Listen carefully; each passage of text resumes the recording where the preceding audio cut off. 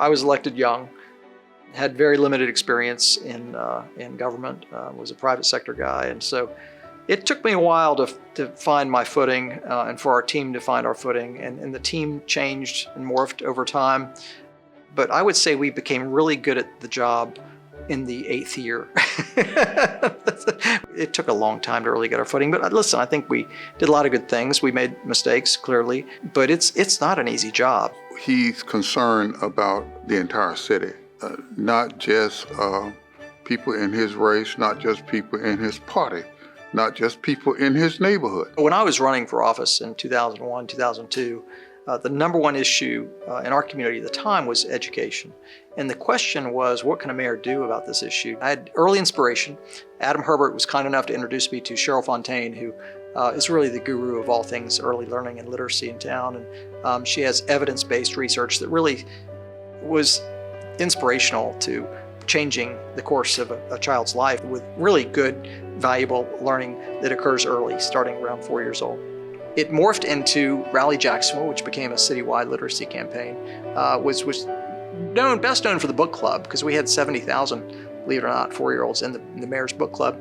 But really transforming our child care centers, that was the heavy lifting, because that was a lot more complicated. I think one of the greatest programs here in Jacksonville was the Jacksonville Journey program. The people involved in pulling that Jacksonville Journey together were people in this community who were interested in Jacksonville, loved Jacksonville, and was in positions to have the knowledge of what needed to be done to make this city great. There are a lot of folks that need to be involved, and we have a lot of community stakeholders that I know would like to see a safer community. So we said, look, let's invite a larger segment of our community into our office and help us work through this. And we reached out to, I think, about 120 community leaders to come in and say, look, this is our challenge. We had 3 buckets. We had enforcement, prevention, and intervention. Go out and tell us what's working in other places.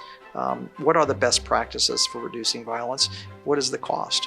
Some of the best work I've ever seen come out of City Hall came from those 120 people. I would say the Jacksonville Journey really, for the first time, made a significant contribution to the human capital piece of the violent crime problem. And so we were able to usher in a whole list of programs that could really help start to craft, a better system to where we were a safer community. And we saw over time, the numbers just plummeted.